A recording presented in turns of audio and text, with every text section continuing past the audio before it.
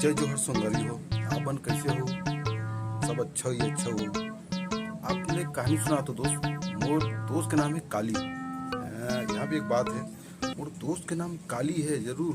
तो तुम सोचो तो लड़की हो।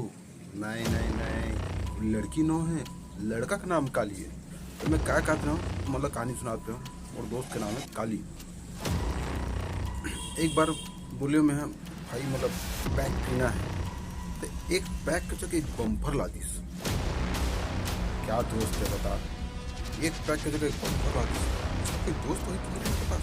बिल्कुल नहीं, हमारे पास हो गए पैक पियन खाने के मस्त तो मजा उड़ाए। और एक बार बोले दोस्त में एक समस्या है, समस्या भी हल कर देते। तो मोर दोस्त बोलते हैं, बोले यार क्या समस्या है बोल।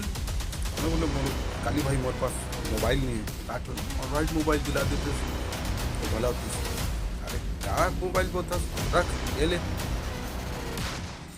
क्या बोलो भाई, तो मोबाइल लगा दिस, मुसीबत पड़ गई मोर साले। तो मोबाइल के साथ साथ तुम EMI भी दे दी, तो पटाट पटाट मोर जेब के EMI बिल खाली EMI पटाल पड़ा थे मोर वो मोबाइल के साले। इसे